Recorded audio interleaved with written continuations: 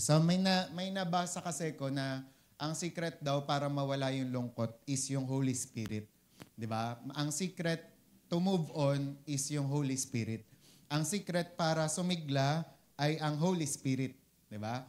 At ang yun nga naniniwala ako na yun pa rin ang sikreto para alam niyo yun, tayo ay mag-move forward, mag-move on sa buhay, 'di ba? At syempre ang pinapakiusap ko nga lang, 'di ba, sa bawat isa sa atin, makiisa kayo sa pananampalataya namin ng mga pastor na dadami ulit tayo, 'di ba?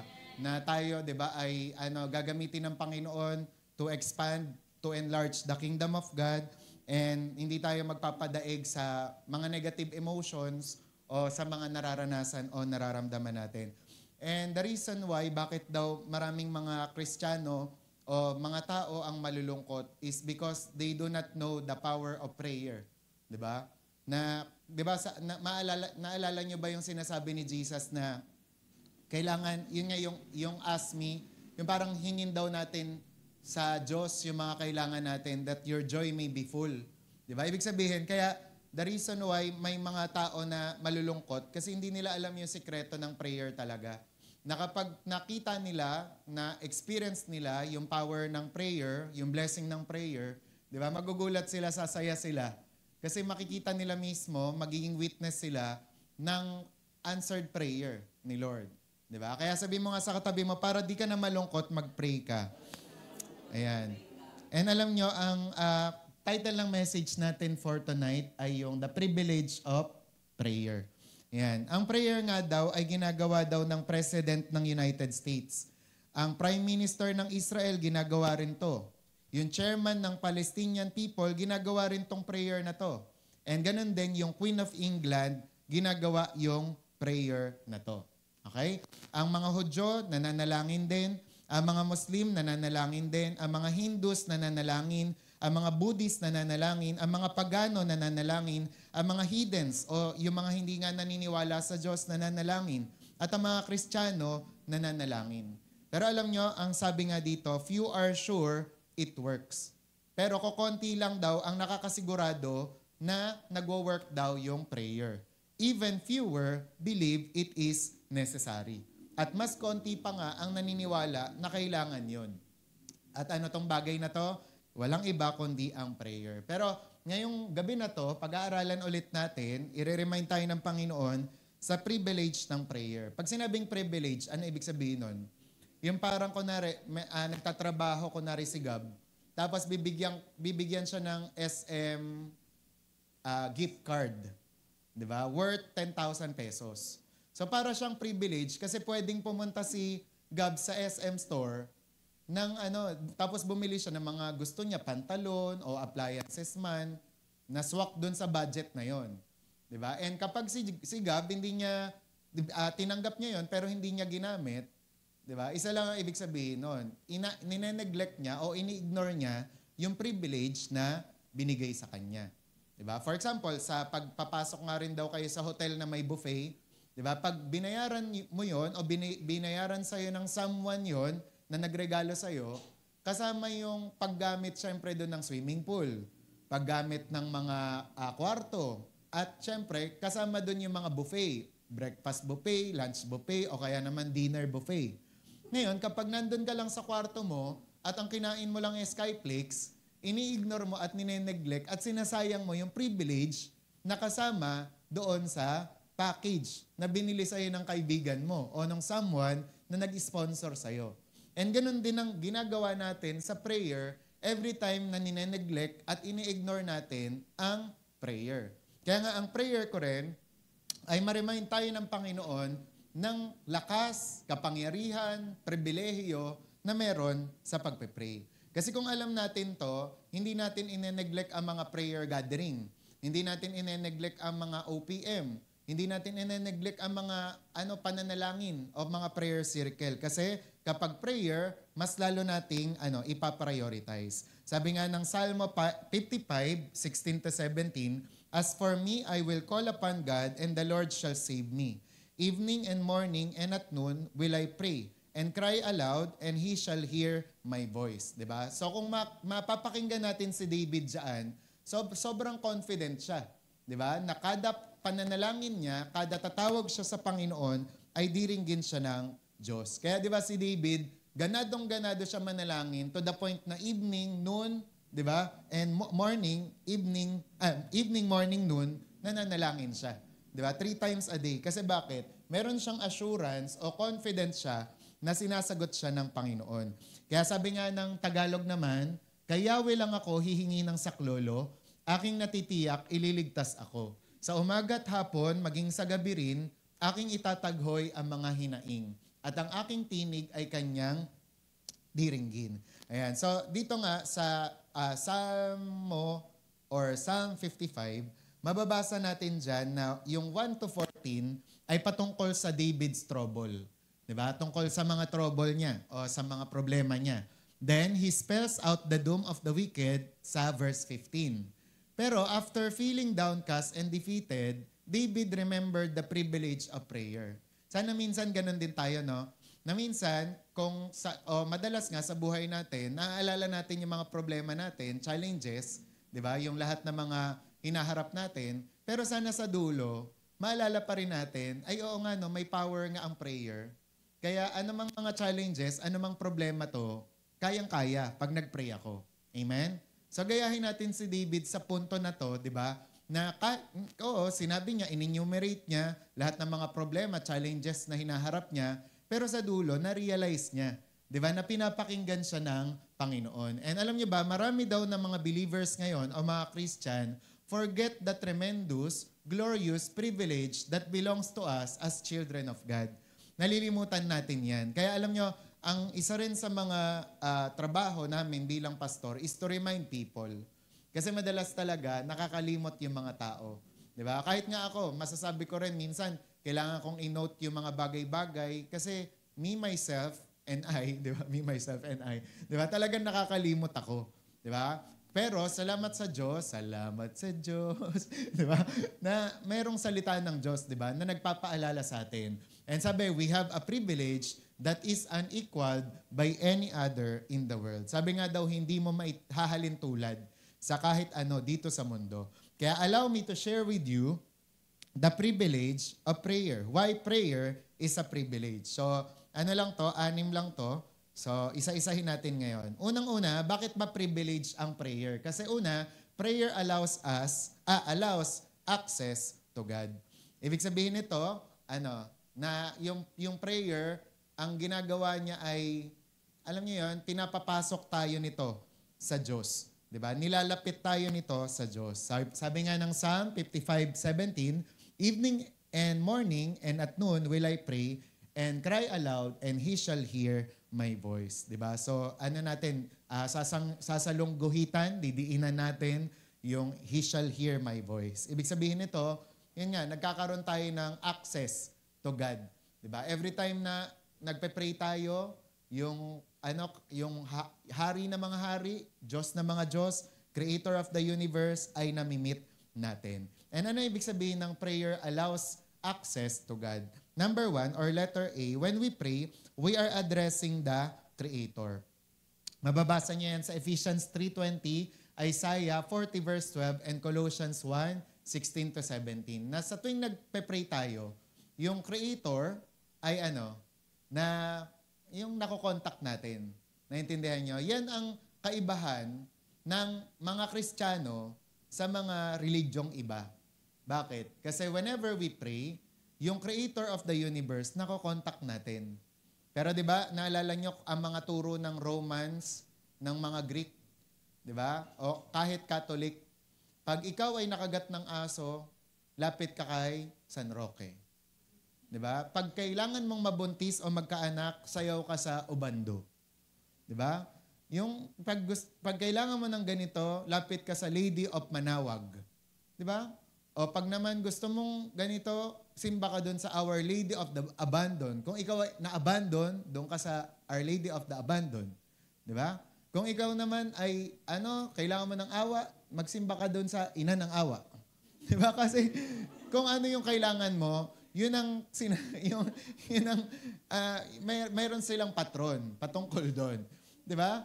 Pero hindi ba kayo na-amaze 'di ba, na kapag tayo nananalangin tayo, wala na tayong 'di ba, dapat panglapitan, kundi ang creator of the universe lang. Si Lord lang. Bakit? Kasi nasa kanya na ang lahat. Siya talaga 'yon, 'di ba? Hindi dun sa kanta ni Daniel Padilla, siya talaga yung may-ari ng lahat, 'di ba? At pwedeng makagawa ng lahat. That's why kapag nagpe-pray tayo, access natin ang lahat. Kailangan mo ng provision, lapit ka kay Lord. 'Di ba? Kailangan mo ng healing, lapit ka kay Lord. Kailangan mo ng deliverance, lapit ka kay Lord. 'Di ba? Kasi He is called Redeemer, Savior, Deliverer, Healer, lahat-lahat na. Kung ano yung itawag mo sa Kanya, yun ang nagiging siya. Pangalawa, prayer brings us into His presence. Hebrews 4:16. Yan, kapag nananalangin tayo, ano nangyayari? 'Di ba? Nilalapit tayo ng Diyos sa Kanyang presensya. And alam naman natin na sa presensya ng Diyos, there is fullness of joy, and in His right hand, there are pleasures evermore. Di ba? Kayo ba napag-aralan nyo na ang totoong ibig sabihin nun? Di ba? Kapag daw napag-aralan nyo ang totoong ibig sabihin nun, talagang mananalangin kayo.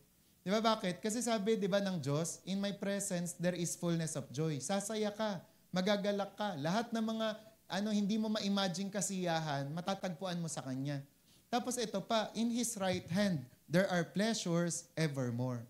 Ano yung mga kinaka-pleasure mo? Ano yung mga, parang sa part mo, makakadagdag ng saya sa'yo? Sa Kanya mo rin. Di ba makikita? Hindi sa Excite, hindi sa Pixie Forest, hindi sa Enchanted Kingdom, hindi sa kung sino-sino o ano-anong bagay o saan-saan, kundi kay Lord lang. Di ba? Kaya, for example, ngayon, nalulungkot ka kasi wala kang ganito. Nalulungkot ka kasi kailangan mo ng ganito. Di ba? Bakit hindi ka lumapit sa Diyos na kayang magbigay ng lahat ng iyon? Amen? Kaya alam nyo, ang taong mga masasayahin, lagi yan nasa presensya ng Diyos. Ang mga taong malulungkutin, di ba? Yan yung kailangan, di ba, ng presensya ng Panginoon. And all through, di ba, parang all throughout ng aking relationship kay Lord, 18 years na ako sa February 11. 18 years na kami ni Lord na mag-on, di ba? Mag-on on na relationship, di ba? With the Lord. Nakita ko dito na subok na talaga yan. Na kapag ikaw, nagkulang ka sa presensya ni Lord, darating ang lungkot sa'yo. Kasi anak ka niya eh. Di ba? There will come a time, mararamdaman mo, parang namimiss mo siya. Di ba? Parang hindi ka feel at home. Pag pumupunta ka sa ganito, hindi ka pupunta ka sa ganyan. Pero mafe-feel mo na at home ka kapag na kay Lord ka. Di ba? Kaya ka na homesick kasi wala ka sa Kanya. Kaya ka nakakaramdam ng mga lungkot kasi wala ka dun sa presence ni Lord eh. Di ba? Kasi ang presence ni Lord, that's where I belong. Di ba? Yun ang dapat na alalahanin natin. Kaya pray tayo ng pray. Number 3, letter C, our access is by royal invitation. Sabi ng Psalm 50 verse 15. Di ba? Tatandaan natin yon na kapag nagpe-pray tayo, iniimbitahan tayo. Ang ibig sabihin nun, iniimbitahan tayo ng hari. Di ba? Meron kang royal invitation. Sino sa inyo na touch, natutuwa kayo, talaga namang kinikilig kayo, kapag binibigyan kayo ng invitation, o imbitasyon. Di ba nakakatuwa yun? Di ba? Uy, attend ka sa kasal ko ha, suot ka ng green. Di ba? Parang ikaw, para sa'yo, uy, nakakatuwa naman, invited ako. Di ba? Yung parang kunwari, magkakaroon ng groundbreaking dito ha, punta ka, tas kain tayo. Ganyan. Di ba parang nakaka-touch? How much more na nakaka-touch kapag nalaman mo na ang nag-i-invite pala sa yung kausapin siya, yung hari ng mga hari. Di ba? And yun nga, parang hindi natin kasi na-appreciate yon o nai-ignore natin yon dahil sa mga kung ano-anong naiisip natin. Pero it's time to go back dun sa kaisipan na every time na ini-invite ka ni Lord na mag-pray, hari, yun nag-i-invite sa'yo. Diba? For example, sino sa inyo yung kayang tanggihan o ignore ang invitation ni Rapi Biason? Diba? Pag si Rapi Biason na ang or courtesy call, can I speak to Chriselle Palabello? Diba? Talaga naman kahit may schedule yan, kahit may pasok yan, maglilib yan. Kasi si Mayor yun eh. Di ba? Naintindihan? Di ba? O kaya naman yung Queen ng Inglaterra. Di ba? Padalhan ng invitation si Gab. Okay, Gab, all your expense will be paid. Di ba? Basta pumunta ka lang. Dito. Di ba talaga namang pupunta dyan si Gab? Lahat ng pwede niyang iiwan niya talaga, makapunta lang siya doon sa Queen ng Inglaterra. Di ba? Tayo, mga kapatid, ang nag-i-invite sa atin, walang iba kundi ang Diyos. Walang iba kundi ang hari. At hindi lang hari ito. Ito yung hari na nagtanggol sa'yo. Ito yung hari na nagbigay ng buhay para sa'yo. Kaya ina-neglect mo ba to? Hindi. Diba? Si Jesus nga daw yung iba sa mga hari for your information. Kasi ang mga hari, ang nauuna sa laban, yung mga pawn. Diba? Yung mga kawal na mga para sa kanila ay mga nasa level 1 lang. Diba? Pero ang hari natin iba. Kasi instead na dun ka sa unahan, siya yung nasa unahan. Siya yung nakipaglaban sa kasalanan, sa demonyo, para lang maligtas ka. Diba? At siya yung nagbigay ng buhay para lang mabuhay ka. Naintindihan? Kaya sabi mo nga sa katabi mo, wag mo siyang ine-neglect. Yan, diba? This love month, diba? Sana maibalik natin yung tunay na pagmamahal natin kay Lord. Na masabi ulit natin, diba? Na we are falling in love with Jesus. Diba? And pangalawa naman, prayer is available to all believers. Bakit daw privilege ang prayer? Kasi available siya sa lahat ng mga naniniwala. Yan. Kaya tanongin mo nga yung katabi mo, naniniwala ka ba? Yan. Ibig sabihin, kung naniniwala ka, para sa iyo ang prayer. Diba? Sabi nga ng John 15 verse 7, if ye abide in me, and my words abide in you, you shall ask what you will, and it shall be done unto you. Diba? Ano man ang hilingin mo, gagawin yan, ibibigay yan para sa iyo. Kasi para sa lahat ng mga naniniwala ang prayer. So ano ibig sabihin nun? Letter A, prayer is not just the activity of the spiritual giant. Diba? Akala nyo pang God's general lang ang prayer? Akala nyo pang pastor, pang bishop lang, pang papa? pang santo papa? Diba? Hindi. Diba? Sabi, prayer is open to all saints without exception. Ibig sabihin, sa lahat ng mga naniniwala, pwede kayong mag-pray without exception. Okay? So, ibig sabihin, pag ikaw tumanggap ka kay Jesus, pag naniniwala ka sa mga pangako niya, you can pray. Diba? Kaya nga, nung kahapon, sinasabi ko kay Jesus, huwag kakabahan. Diba? Kasi nagpe-prayer circle kaming 3 dito. Sabi, kinakabahan ako. Gumaganon pa siya. Diba? Pero sabi ko nga sa kanya, kung tatay mo kasi yung kakausapin mo, kakabahan ka ba? Di ba? Kung halimbawa, tatay niya yung, kakausapin niya, ano pa ba siya ng kompletong damit? Di ba? Hindi na, di ba? Sabi nga, kapag daw naniniwala ka, anak ka ng Diyos, para sa'yo ang prayer. And sabi, many great Bible prayers fell from the lips of the ordinary. Mga ordinaryong tao, nirecord ng Bible na nag-pray sila at sinagot sila. Ang sample nito si Hannah sa 1 Samuel. Di ba? Yung publican sa Luke 18. Di ba? Pati yung dying thief. Sipin nyo, magnanakaw na. Pero sinagot pa rin ni Lord ang prayer. Di ba? Kaya tayong lahat na naririto sa OPM, di ba? Must be encouraged na para sa atin ang prayer. Di ba? Para sa ating lahat ang Diyos. Di ba? And delight niya, pleasure niya, na sagutin ang mga prayer natin. Sipin nyo maigi, nung kailan lang yan. Di ba? Nung napako lang si Jesus, nakilala niya yan. Di ba? Yung dying thief. Okay? Kaya dapat ay tayo ma-encourage tayo kasi ikaw, anak ka niya. Tumanggap ka sa kanya. Di ba? Kaya mas ma-encourage ka dapat na papakinggan ka niya. Okay? And sabi nga sa letter C, kaya naman, never feel that you have no right to pray. Sabi, God calls on you to pray. Your family needs you to pray. Your community needs you to pray, and this church needs you to pray. Diba? Kailangan ka ng Diyos na manalangin. Lahat. Diba? Pamilya, church. Diba? You need to pray. Okay? At tinatawag ka nga ng Diyos na manalangin. And sabi, letter D, prayer is a privilege that deserves to be exercised. Kaya naman, dapat ay ina-exercise natin to. Dapat lagi tayong nananalangin. Sabi nga ni Miles Monroe, ang prayer daw is the greatest common denominator ng lahat ng mga biblical characters. Kasi kagaya nga nitong mga to, nagpray kagaya ni Moses, si Abraham, si King David, si King Solomon, si Queen Esther, si Deborah, si Daniel, si Joseph, and all the prophets, even Jesus Christ Himself, nagpray sila. Kasi they believe at na-witness nila na prayer works. Okay? Sabi mo nga sa katabi mo, prayer works. Ayan. Kaya naman, dapat ay manalangin tayo. Kaya may kwento nga si Miles Monroe tungkol kay Tomas. Si Tomas kasi, first time siyang naging Christian. Tapos sa Macto kasi, umattend si Tomas nung Sunday service. E di, nung time na yon, nagulat siya kasi parang overpopulated yung mega church na yon. Ang dami-dami talagang tao. Talagang meron pa sa dulo, tapos yung iba nagtatayuan. Di ba? Sabi niya, wow, talagang ang great naman. Ang daming mga tao dito. Pero nagulat siya kasi nung umattend siya ng prayer meeting, sabi niya kay Cory pala, Carrie. Kay Cory, sabi niya, Cory, asan yung mga tao na yun? Yung mga kasama natin nung linggo. Di ba? Ang dami-daming tao dito, nag-uumapaw pa nga. Di ba? And that is the reality daw ng Christian life. Di ba? Na pag-usapang worship service, pag-usapang Bible study, pag-usapang mga fellowship, wala talagang mahirap sa kanila para sa kanila ang umattend. Walang kahirap-hirap. Pero bakit daw sa tuwing prayer meeting o prayer gathering, iilan lang daw yung mga nakikita mo, 'di ba, sa mga prayer gathering?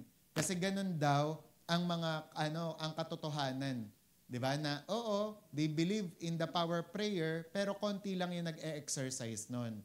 O kaya naman merong iba na they believe in God, they believe in Jesus Christ, pero they doubt, 'di ba? Nagdududa sila kung papakinggan ba ng Lord yung mga prayer nila. Pero in your case na nandito ka, ibahin mo ang sarili mo. Dapat maniwala ka na God answers prayer. Amen? Amen. Bakit?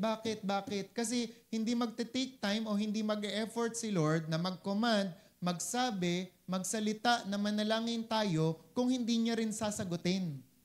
Amen? Kaya niya sinabi na manalangin tayo kasi prayer is meant to be answered. Amen? Kaya sinasabi ng Panginoon sa iyo na manalangin ka kasi gusto kanyang sagutin. Naintindihan? Amen. Kaya naman dapat nananalangin talaga tayo. Kasi God answers prayer. Di ba? Natural, gusto kanyang bigyan ng mataas na grades. Ipag-pray mo lang. Di ba? At magpakasipag. Gusto kanyang bigyan ng pera. Ipag-pray mo lang. At maniwala kang walang malaki. 'Di ba? Na pera sa Diyos. Gusto ka ni Lord na pagalingin. Basta ipag-pray mo lang at maniwala ka. Amen? Yan. Kasi hindi mag-e-effort si Lord na magsabing manalangin kayo kung hindi rin naman tayo papakinggan ng Diyos. 'Di ba? Kaya malinaw, 'di ba? Na God answers prayer. 'Di ba? Sabi mo nga sa tabi mo, sinasagot ka ng Diyos. Yan. Kaya manalangin tayo, 'di ba? Manalangin tayo, 'di ba? Kaya dapat pray tayo. Dapat kung meron tayong kinakasipagan, ayan ang pananalangin. Okay? So ayan ang pangalawa. Pangatlo, bakit privilege daw ang prayer? Kasi prayer anticipates God's answer. Ito na nga yung sinasabi ko, 'di ba? Na bakit daw privilege ang manalangin? Kasi sumasagot ang Diyos. Sumasagot ang Diyos. Di ba? Sabi nga ng Jeremiah 33, malinaw na malinaw. Di ba? Talagang itatak mo ito sa iyong bilbil. Sa pwede mong itatak. Ayan. Jeremiah 33:3. Call unto me, and I will answer thee. Sabi nyo nga, and I will answer thee. Di ba? And show thee great and mighty things which thou knowest not. Alam niyo, nakakatuwa kasi sa mga faith preacher. Yan, simple-simple lang ng mga sinasabi, nagwawala yung mga tao. Di ba? Pag kunwari sasabihin ni Shambak, the Lord says in Jeremiah 33:3, hindi talagang gaganon pa siya. Call unto me, and I will answer thee. Di ba? Ang simple-simple lang ng sinasabi, pero naghihiyawan yung mga tao, talaga namang nagwawala. Di ba? Kasi talagang tinitake nila yung si Lord, with His Word. Di ba? Natatawa kasi ako sa mga yung mga ginagaya ni Perry Stone. Yung mga revivalists. And Jesus, I love you. Talagang gumagana. May I say unto you, brother. Pero yun nga, ang sinasabi dito, simple, di ba? Na sinasabi, na pag tumawag ka sa Diyos, He will answer thee. Diba? And show you great and mighty things which thou knowest not. Tapos, ito pa sabi, Isaiah 65:24. Dito ako na-amaze, diba? And it shall come to pass that before they call, bago pa man sila tumawag, I will answer. And while they are yet speaking, diba? I will hear. Amen? Hindi pa sila, sa Tagalog, sa MBB version, hindi pa sila tapos magsalita, sasagot na ako. Di ba? How amazing it is. Di ba? How amazing yung pangako ng Diyos na to, na bago ka, sasagutin ka na ni Lord. Di ba? Bago ka pa man din magsalita, sinagot ka na ni Lord. Amen? Di ba? So why pray? Oh, ay, ganda naman pala, Pastor. Ba't ka pa mananalangin? Kasi kailangan ng Diyos ng mga magpa-participate. Kailangan ng Diyos ng mga maniniwala. Di ba? Kasi sample nito, nung kailangan ng Diyos, ay wait lang ha. Mamaya pa pala yun, masyado akong excited. Ayan. And then sabi nga, ano ibig sabihin nun? Sabi dito, letter A, prayer is a privilege because it has the promise that He will hear and because He promised that He will hear and that He will answer. So, nakorek ba natin yung grammar? Yan. So, ulit, prayer is a privilege because He promised that He will hear and that He will answer. Yan. Sasagot kasi siya. Then letter B, this should give us confidence when we pray. Yan, di ba? Pag nabasa niyo yung John 14:13-14, tapos John 16:23-24, sabi dyan, we are not just talking to the air. Ibig sabihin, may may kinakausap talaga tayo at may nakikinig sa atin. And letter C, God desires to answer our prayers more than we want them answered. Diba? Sa Luke 12:32, tapos James 4:2-3. Ang pinaparealize sa inyo dyan, ikaw gaano mo kagusto na sagutin ni Lord yung prayer mo? Yan. 1 to 5. Taas ang kamay ng 5. Gustong-gusto mo na sagutin ni Lord yung prayer mo. Ayan. Kung gustong-gusto mo, mas gusto niya daw. Diba? Amen? Diba? At dun pa lang, may encourage ka na oo nga, no? If it matters to me, it matters to the Master. Diba? Kaya, halimbawa, pinagpe-pray mo, Lord, gumaling na po yung mama ko. Bago mo pa gustuhin na gumaling yung mama mo, mas ginusto niya na. Diba? Lord, sige na, ipasa niyo naman ako sa klase ko. Diba? Sa exam ko. Bago mo pagustuhin na mapasa yung exam na yan, yung daddy mo sa langit, diba? Yung Diyos Ama, mas gusto kang pumasa. Diba? Minsan ikaw lang ang hindi. Diba? Minsan ikaw lang ang tamad. Diba? Pero si Lord, gusto niya makatapos ka nga. Gusto niya magkaroon ka ng marangal na trabaho. Gusto niya maayos buhay mo. Diba? Kaya dapat pray. Participate. Diba? Kasi minsan tayo, ang gusto ng Diyos, ito. Kaso minsan, ito, tayo. Diba? Kapag naliligaw, kapag may nanliligaw, kapag may nanliligaw, diba? Andyan. Diba? Pero ang gusto ng Diyos, is to prosper us, not to harm us, but to give us a hope and a future. Diba? Kaya naman, kung gusto ng Panginoon na i-answer yung prayer natin, then pray. Okay? Pang-apat, prayer achieves the impossible. Sabi nyo nga, impossible. Yan. So, ibig sabihin nito, bakit daw privilege yung pananalangin? Kasi ang prayer, na-achieve niya kahit yung mga imposibleng bagay. Sabi ng Panginoon, si Jesus mismo ay nagsabi, Matthew 17:20, and Jesus said unto them, because of your unbelief, for verily I say unto you, if you have faith as a grain of mustard seed, you shall say unto this mountain, remove hence to yonder place, and it shall remove, and nothing shall be impossible unto you. Kapag daw may pananampalataya ka, di ba? Kapag nanalangin ka sa Diyos, pag sinabi mo, oy, ikaw, bundok ka, lumipat ka doon, lilipat talaga yon. And nothing shall be impossible unto you. Kasi ganun ang kapangyarihan ng prayer. Na whenever we pray, nothing is impossible. Naalala nyo nung nandito pa si Jesus sa earth? Di ba? Pag sinabi niya sa wind and the waves, to tumigil kayo, ano nangyayari? Tumitigil talaga. Pag sinasabi ni Jesus na gumaling ka, gumagaling talaga. Pag sinabi ng Panginoon, makakita ka, nakakakita talaga. Kasi He is the God of impossibilities. 'Di ba? Kahit yung sa dagat na para sa atin, in our human mind, imposibleng gawin. Pero ginawa ni Jesus for you to know and for you to believe sa Kanya, 'di ba? Na walang imposible sa Kanya. Kahit nga yung pagbuhay niya kay Lazarus, nagpapakita yun na kahit patay pa. Kahit yung 3 days ng patay, kahit yung namamahuna, kaya kong buhayin. 'Di ba? How much more ikaw na buhay ka pa at hindi ka pa naman mabaho. Kaya kang buhayin ni Lord. 'Di ba? sabi nung hindi ka sure. May mabaho. Hindi, joke lang. Ayan. Kaya dito, sinasabi nga, 'di ba, na prayer achieves the impossible. Kaya naman, manalangin tayo. Okay, letter A, sabi nga dyan, prayer has the ability to unleash. Sabi nyo, unleash. Ayan, the supernatural in this natural world. Kasi alam nyo, napaka-connected or connecting pala ng natural sa spiritual. Kung ano yung ginagawa mo sa natural, it affects the spiritual. Tapos kung ano naman ang nangyayari sa spiritual, it affects the natural. Diba? For example, nagpe-pray ka, Lord, palakasin niyo po ko, ganyan, mawala po ang mga sakit-sakit, mga nararamdaman ko. Diba? Napupunta yan, yung ginagawa mo na natural na prayer, may epekto yan sa spiritual realm.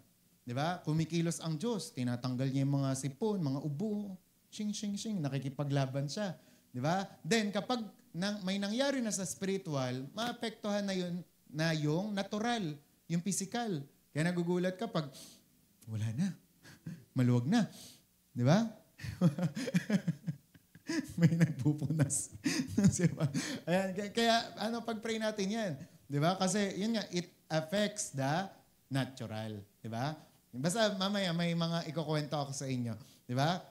Ang mga sample nito ay si Elijah on Mount Carmel. Diba? Sa 1 Kings 18:36-38. Diba? Tapos si Abraham naman sa Sodom. Sa Genesis 18:23-32. Si Moses, nanalangin siya for Israel. Tapos si Jesus sa mga multitude, 'di ba, na mapakain yung marami, 'di ba? At yung panglima, the thief for his own soul.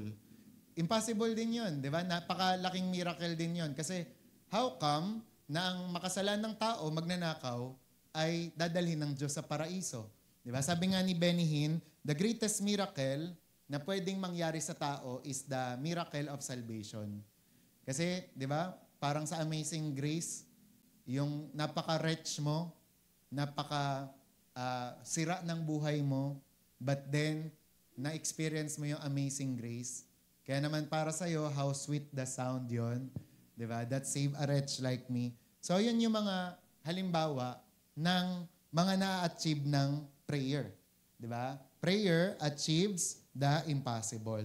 Kaya dito, sa letter C nga, how many of us are living impossible lives tonight because of the supernatural power of prayer?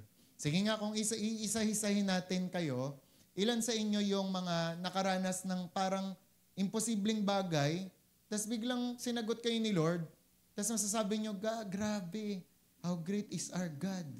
Di ba? Yung parang dapat hindi ka na makakabayad sa ganito, dapat mapuputulan na kayo ng ganito, o kaya naman, yung parang nasa bingit ka na ng kamatayan, pero, di ba, inano ka ng Diyos, yung niligtas ka. Naintindihan? Kaya nga, natatouch ako kay Mama at Papa nung Wednesday, di ba? Kasi ang mga testimony nila, nakakailan na si Lord sa kanila, di ba? Nakakailang pagaling na sa kanila si Lord, nakakailang beses nang niligtas sila ni Lord. Di ba? Kasi ganun talaga. Kahit sa pamilya namin, kahit sa Mendez, sa Maglaya family, nakita namin, di ba, na imposible na to. Pero nagawa pang posible. Di ba? Noon, naalala ko si Kuya Dave, nagkaroon siya ng dengue. Tapos hindi din nila alam kung ano yung gagawin kay Kuya. Pero dahil nanalangin lang yung magkakapatid, pinag-pray siya ni Bishop, nawala. Hindi niya nabalitaan. Dinala siya sa MCM, dinala siya sa Osmon, dinala siya sa PLMon. Yan. Di ba? Hindi niyo mabalitaan ganon. Di ba? Tapos ganon din si Tin. Di ba? Parang pag ni-research mo yung nangyari sa kanya, parang colon cancer siya. Pero hindi rin. Di ba? Pinanalangin lang. Pero gumaling. Ganon ka makapangyarihan ang Diyos natin.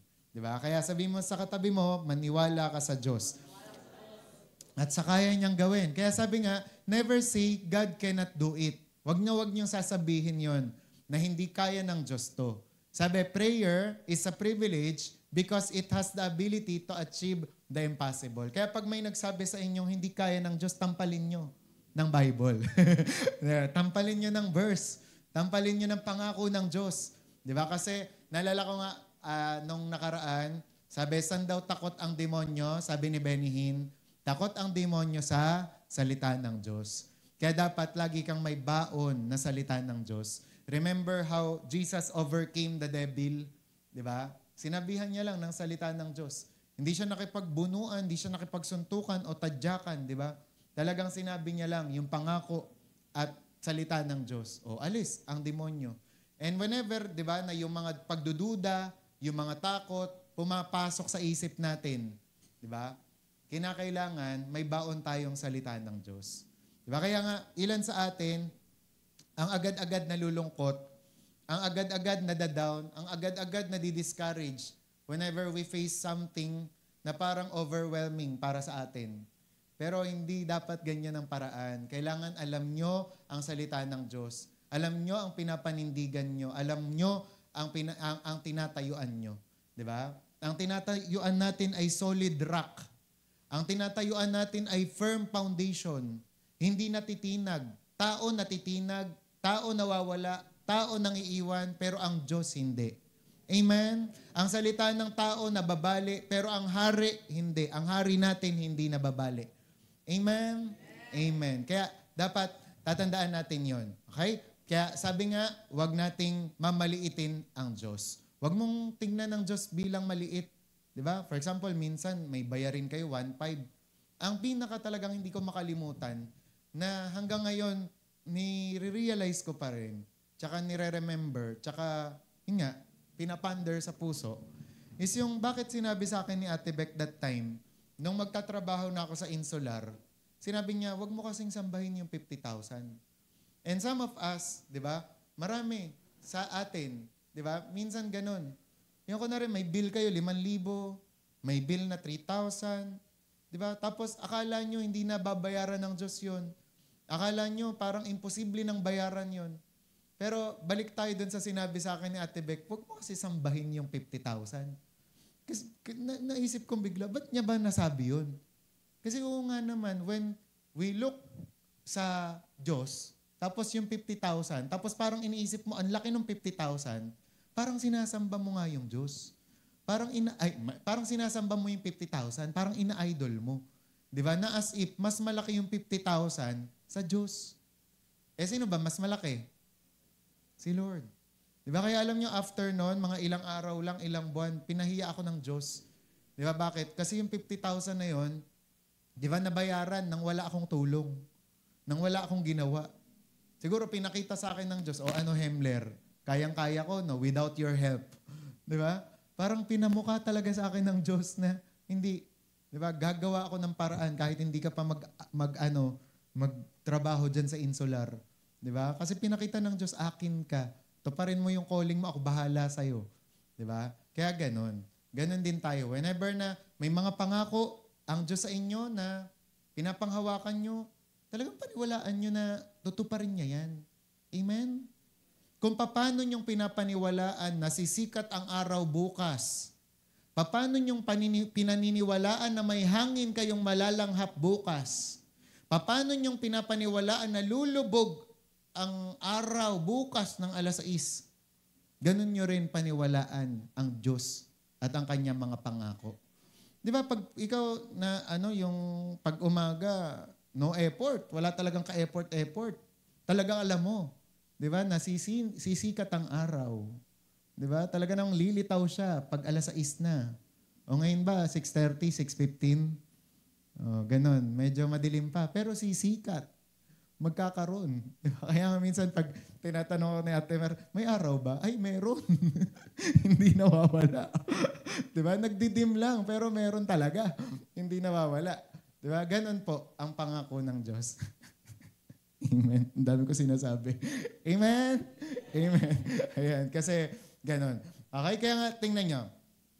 Tatandaan natin, si Lord, He is in the business of doing the impossible, of performing miracles. Kaso kailangan lang nating makipag-participate. Sabihin nyo nga, participate. Participate. Participate. Ayan. So, ibig sabihin, dapat nananalangin kasi tayo. Kasi ganito, nung kinakailangan ng Diyos na i-preserve ang humanity sa flood, kailangan niya ng isang Noah. Tama? Nung kinakailangan ng Diyos na mag-create ng isang nation, kinakailangan niya ng isang Abraham. Nung kinailangan ng Diyos na mag-lead, i-lead yung Israel, kinailangan niya si Moses. Nung kinailangan ng Diyos na ma-bring back yung Israel from captivity, kinailangan niya ng isang Daniel. Nung kinailangan ng Diyos na i-defeat yung Jericho, kinailangan niya ng Joshua. Nung kailangan niyang i-preserve ang mga Hebrew, kinailangan niya ng Esther. At nung isi-secure niya ang salvation ng mankind, kinailangan niya ng isang Jesus. And sa atin ngayon, 'di ba? Para ma-bless ang pamilya mo, kailangan niya ng isang Juliet. 'Di ba? Para ma-bless ang lipi ng Bilyar at Ardita, kailangan ng isang John Rex. Para maligtas, ma-redeem ang lipi ng Supnad at Pancha, kailangan niya ng isang Gab. Naintindihan? Para ma-revive, para mabago ang buhay ng buong Belo at Pelobelo family, kailangan niya ng isang Bea at kakarampot na Pobi. isang Pobi. Isang buong Pobi. Naintindihan nyo? Diba? At kung gusto ng Panginoon, diba, na magkaroon ng impact dito sa Muntinlupa, kailangan niya ng isang Sendalite Putatan. 'Di ba? Na mananalangin, 'di ba? Na magpapaumpisa ng outreach, revival, mga kaligtasan ng mga tao. 'Di ba? Kailangan niya ng mga anak na mamimigay ng Bible, na hindi mahihiya, hindi duduwag-duwag, 'di ba? So kailangan ng Diyos ng participation natin. Amen. Sasabihin mo nga sa katabi mo, kailangan kanya, 'di ba? Alam niyo na ba't tayo nagpe-prayer meeting? Ba't tayo nag-OPM? Kasi kailangan tayo ng Diyos. Amen. Ayan. And sabi naman, next naman natin, prayer advances the kingdom of God. Yan ang masaya. Diba? Kapag nananalangin tayo, it advances the kingdom of God. Tama? Yan. Pero sabi nga ni David Hernandez, nabasa niya ang Bible magmula Genesis hanggang Revelation, maganda talaga ang future natin. Maganda ang kahihinat na ng mga Christian. Maganda ang kahihinat na ng church. Pero we need to participate. Kailangan mas maraming tumawag sa Diyos. Kailangan mas maraming humiling sa Diyos, di ba? We speak to nations, be open. We speak to nations, fall on your knees. We speak to nations, the kingdom is coming near to you. Whoa, whoa. We speak to strongholds. Diba? Dito nagkakamali kasi noon si Gerald. We speak to nation. Be broken. Anong be broken? Dapat we speak to stronghold. Be broken. Diba? Powers of darkness. You have to flee. Diba? We speak to nation. Diba? Dapat kasi, yan, dapat nananalangin tayo. Diba? To advance the kingdom of God. Diba? Ang gaganda pa nga ng mga kanta tungkol sa kingdom of God, diba? Yung I have seen,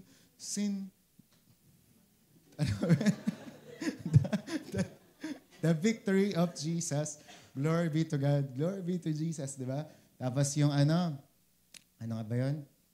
Yung, mamaya na lang yung iba.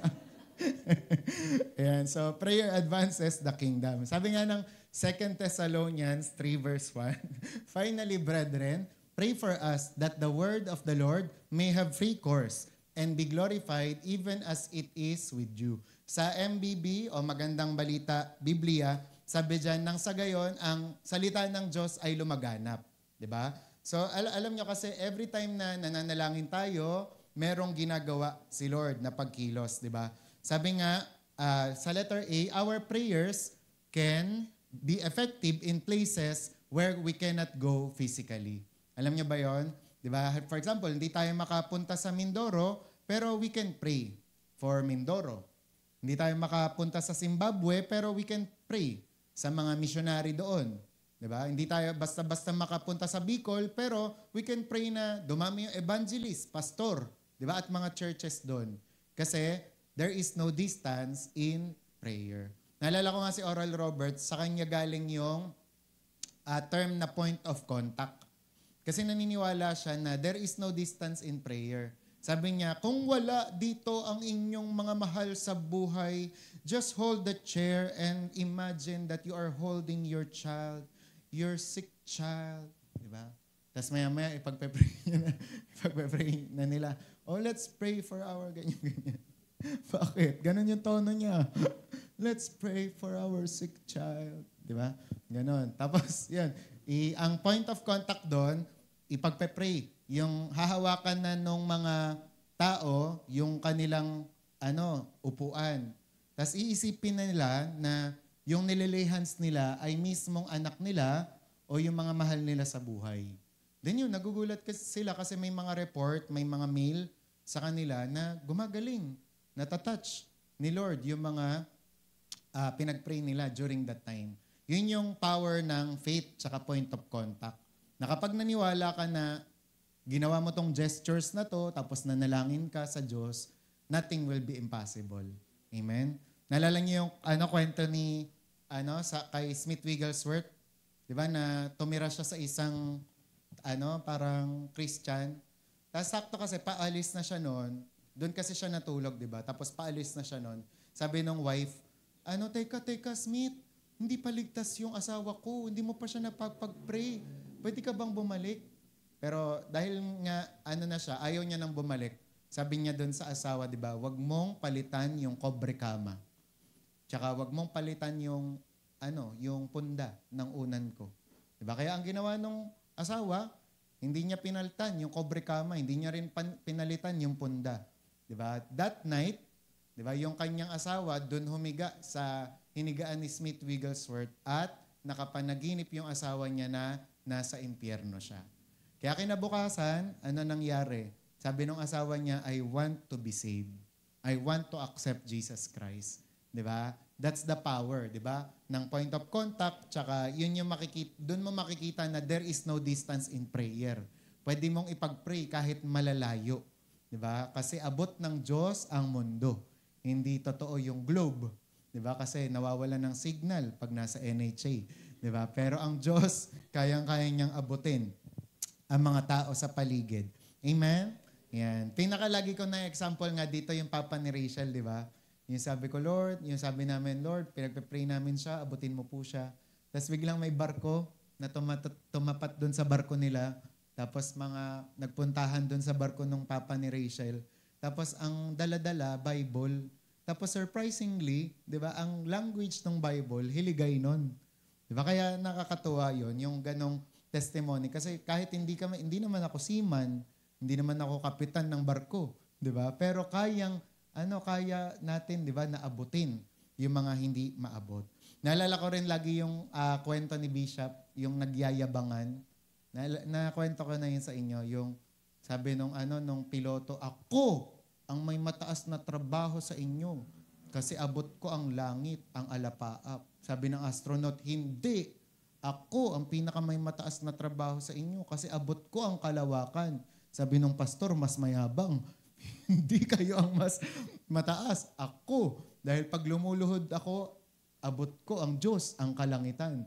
Diba? Kaya yun yung ibig sabihin ng power ng prayer. Naabot mo kahit yung langit. Alam nyo, pag daw nga nagpe-pray tayo, parang wala pa sa seconds. Milliseconds nga daw eh. Diba? Nandun na agad yung prayer natin. Diba? Sa Diyos. Okay? Kaya sabi, this is why prayer warriors are needed and why they are essential. sa Matthew 6:5-6. Sabi, true power lies not in the preacher, the church, or etc. The real power source is those who know how to use the prayer closet.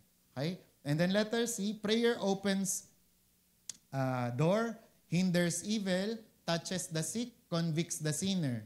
Prayer works. And our need is for more people to pray. Kaya sabi mo sa katabi mo, apply ka na. Yan. Apply na tayo bilang prayer warrior, di ba? Sabi nga, Paul was a prayer warrior. Mababasa niyo yan sa Romans 1:9 tsaka Romans 15:30. He believed in the power and the potential of prayer. Kasi literally, everything we do must be bathed in the sea of prayer. Sa tuwing may mga gagawin tayo, may mga gagawin kayo, first, pray muna po tayo. Okay? And then letter D, being useful in His kingdom makes prayer a great privilege. Yan. Kaya naman, tayo ay dapat na manalangin for us para ma-advance ang kaharian ng Diyos. Kasi, yan. Yan nga. Basta mamaya. Yan. Pang-anim, last na ata to. Yan. Prayer advertises God's greatness. Bakit daw privilege ang prayer? Kasi kino-commercial niya, di ba? Ina-advertise niya. Ipinagmamalaki niya, di ba? Talagang gino-glorify niya ang God's greatness. Sa 1 Kings 18, 1-39, mababasa niyo dyan, di ba? Yung kwento ni Elijah at yung mga Baal's prophet, di ba? Ang ibig sabihin niyan, letter A, hindi kasi natin na ilagay kasi 1-39 yan, medyo mahaba. Pero ayan, sabi dyan, when Elijah prayed and God answered, the people glorified the Lord. Di ba? Kasi ibig sabihin nito, prayer advertises His greatness as few other things can. Yan. Ibig sabihin, kapag nananalangin ka, gino-glorify natin si Lord. Kasi e-exhibit yung greatness niya. Di ba? For example, nanalangin kayo na, Lord, ganito, ganyan. For example, ito napapanahon to kasi balita ko, ang dami yung mga ginagawa sa school, di ba? Mga film, mga artista ba kayo? Mga film, basta ang dami. Di ba? Pero, yun nga, ang kaibahan nating mga Kristiyano is you can pray dun sa mga project na yon. Di ba? Na matapos ng mabilis, di ba? Magawa nyo with excellence, di ba? And pag sinagot ng Panginoon yon, people will glorify the Lord through your life. Di ba? Ay, ang galing. Galing naman ni Ella. Nag-church pero 100. Paano yun? Di ba? Ano sikreto mo, Ella? Kasi nag-review ako, tapos nag-pray ako. O, di ba? Mag-glorify si Lord sa ganon. Uy, paano mo rilin na na kompleto yung pambayad mo sa camp? Nag-ano ka ba? Botidyaryo? Di ba? Ay, sasabihin ni Raylene, oo, nag-botidyaryo ako. Tapos, nanalangin ako. Kaya nung pagbuklat ko ng dyaryo, may 1,000. Di ba? May mga ganon. Kasi when we pray, coincidence happen. Mamaya may kwento yan. Diba? Next naman, sabi nga, how? Paano daw na nag-a-advertise ng God's greatness yung prayer? Kasi prayer declares His grace. Paano? Kasi He allows sinners access. Diba? Prayer declares His goodness. Kasi He is willing to hear and answer. Prayer declares His greatness. Kasi prayer says, He is worthy to be bowed down before. Romans 14:11. And prayer declares His glory. Kasi it is through the avenue of prayer that God reveals Himself, His purposes, and His ways to man. Sabi, prayer unleashes the power of Almighty God on the earth. Ayan. Merong in-interview kasi si Jay Jan. Isa siyang matanda na theologian. Matandang pastor na. Pero masasabi rin na God's general kasi ang daming nagawa para kay Lord. Ngayon, tinanong siya ni Jay Jan, kapag kaharap mo ngayon, yung batang ikaw, ano yung gusto mong sabihin sa kanya? Parang yung mga nauuso ngayon, no? Yung what would you say? What do you want to say sa younger Gab? Diba? Tapos, ang sagot niya, sabi niya, I cannot recommend seminary. Kung kakausapin ko yung batang ako, hindi ko i-recommend yung seminary. Sabi niya ganon. Kasi marami daw siyang kasabayan na nagseminaryo pero patay na spiritually. Sabi niya, ang masasabi niya daw dun sa nakakabatang siya o batang siya, I recommend, sabi niya, dalawa lang. Know your Bible, tapos pray a lot. Sabi niya, alamin mo yung Bible mo, tapos manalangin ka ng marami. Kasi by doing that daw, maraming ma-accomplish ang isang tao. Sipin niyo maigi, dalawa lang, two simple things lang. Know your Bible, tapos pray a lot. Kasi alam na alam niya na kapag nanalangin tayo, marami tayong magagawa. Diba? Kasi prayer works. Tsaka prayerful, powerful. Diba? Prayerless, powerless. And sabi niya doon, kapag daw alam na through the Bible, we know the Word of God. Pero through prayer, we know the ways of God. Yan. So, dalawang W yon. Bible, Word of God, prayer, ways of God. Okay? Kaya sabi niya sa conclusion, hindi ako magsasabi ng maraming mga bagay. Yan lang, dalawa lang yan. Pero okay na, 'di ba? And then panglima, prayer says, I can't, but I know who one can. 'Di ba? So, yun nga, paano nag-a-advertise ng God's greatness yung prayer? Kasi alam natin na sa sarili natin, na hindi natin kaya, pero alam natin na ang Diyos kaya. Okay, letter C, prayer is a privilege because it gives us an opportunity to exalt our Heavenly Father. By their simple willingness to place their faith in God, the saints honor Him. Okay? Kaya ano-ano ulit yon sa conclusion natin. Number 1, bakit daw privilege ang prayer? Kasi it allows access to God. Kapag nananalangin tayo, nakakausap natin yung Diyos ng mga Diyos, yung royalty, di ba? Yung King of Kings. Pangalawa, prayer is available to all believers. Yan, para sa ating lahat na mga naniniwala. And then number 3, prayer anticipates God's answer na ang Diyos nakikinig at sumasagot ng panalangin natin. Prayer achieves the impossible. Kung meron kang imposible ngayon na pinagdadaanan, di ba, manalangin ka. And then panglima, prayer advances the kingdom of God. Yan, pag-pray nyo kami bukas, meron kaming outreach, kaming YA na boys. Diba? Doon kami sa poblasyon. Yan. So, inisip ko kasi pinagpe-pray ko lang din yon, pero nag-open si Lord talaga ng mga paraan, yan, para ma-advance yung kingdom of God. And para sa akin kasi, it's time to do it. Ayan. And then pang-anim, prayer advertises God's greatness. Kaya naman, dapat ay manalangin talaga tayo. Sabi nyo nga, manalangin tayo. Ayan. At higit sa lahat, di ba? Bakit tayo nananalangin kung ipapasok natin yung love month? Kasi mahal tayo ng pinapanalanginan natin. Mahal ka ng kinakausap mo. And gusto niya na ibigay sa'yo yung best. Di ba? He is your Abba Father, your daddy, di ba, na gustong pagpalain ka. Natuwa lang ako doon sa kwento ni Jan at dito na ako magtatapos. Ewan ko lang kung napakinggan nyo yon. Yung sabi kasi merong magpamilya, ngayon kasi may kitten kasi sila. Meron silang pusa. Ano ba sa Tagalog yung pusa? Ay, sa kitten? Kuting. Ayun, kuting. Yan, ngayon yung kuting na to, kasi nandun sila sa kanilang bakuran, yung kuting na to, pumunta doon umakyat sa puno. Anong nangyari? Hindi maabot. Nanay, hindi maabot. Yung mga anak, hindi maabot. Ganyan. Tapos, tinawag nila sa daddy nila. Yung daddy nila, pastor. Tapos, yung daddy nila kasi, ang daming mga idea na mga naiisip. Sabi nung daddy nila, alam ko na ang gagawin. Sabi ng mga anak, yippee! Daddies are superhero! Ganon. Kaya ang ginawa ng daddy, kumuha ng tali, di ba? Tapos tinali si puno. Tapos yung kabilang tali, tinali sa kanyang kotse. Sabi ng mga bata, yippee! Daddy has a great idea! Yippee! Parang gano'n. Kaya ang ginawa ng daddy, dinrive. Di ba? At habang dinadrive, di ba, yung puno, nag-bend. Di ba? Tapos lumayo ulit, yung puno, nag-bend. Tapos lumayo pa ulit, di ba? Yung tali, Kaya nangyari, yung kitten, Pshong!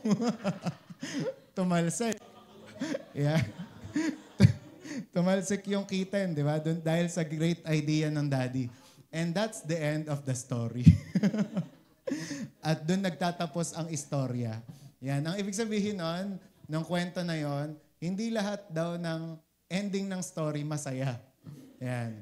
Pero alam niyo ba, 1 week after, bumisita yung pastor na yon, yung tatay nila, doon sa isang miyembro nila.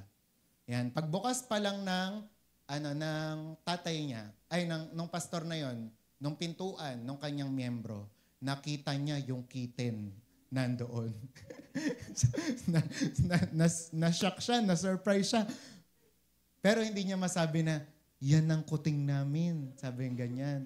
Tinanong niya lang, yung miyembro niya, gano'n nakatagal sa inyo yung kuting na yan? Sabi niya gano'n. Tapos sabi nung miyembro niya, Pastor, you're not going to believe this. Sabi, hindi ka maniniwala. Tapos yun nga, nagkwento na. Alam mo ba, Pastor, 1 week before ka na pumunta dito, nandun kami, nagtatalo kaming mag-ina dun sa garden. Kasi ang sabi ng anak ko, Mommy, can we have a kitten? Sabi niya, no anak, we cannot have a kitten. Sabi niya ganon. Mommy, sige na, can we have a kitten? Sinabi ko na sa'yo, napag-usapan na natin yan. Hindi tayo magkakaroon ng kitten. Ayaw natin ng kitten. Ayaw natin ng kuting. Yan. Sige na, mami. Pero dahil kinulit siya ng anak niya, sabi niyang ganon, sige, ito lang ang dapat nating gawin. Lumuhod tayo ngayon, at kung gusto ng Diyos na magkakitten ka, magkakakitten ka. Diba? At nagulat nga sila, pagkapanalangin nila, the moment na lumuhod sila, bumagsak ang kitten sa kanila. Diba? Kaya ano ibig sabihin ng kwento na yon? When we pray, coincidence happen. Pero when we do not, they don't. Diba? Hindi nangyayari yung coincidence. Kaya dapat tayo, nananalangin tayo kasi gumagawa ng paraan ang Diyos every time na nananalangin tayo. Amen? Halimbawa, mamaya, sa pagpe-pray nyo na i-bless kayo, i-bless ang pamilya nyo, malay nyo, habang nagpe-pray kayo, yung supervisor o yung boss ng tatay nyo, di ba, itouch siya ni Lord na i-promote yung tatay nyo. Di ba? Na-i-increase yung sweldo. Ganun. Di ba? Naintindihan? Na kapag nanalangin kayo ng ganito, gagawa ang paraan si Lord, may itatouch siya mga tao. Di ba? Lord, dumami po ang mga kaluluwa. Mag-open si Lord ng outreach doon. Mag-open si Lord ng campus ministry dito. Basta't nananalangin kasi tayo. Amen? When we pray, coincidence happen. But when we don't, pag hindi, di ba, they don't. Hindi rin nangyayari. Kaya that is the power and the privilege of prayer. Amen? Yun lang. May natutunan kayo? Amen. Yan. So,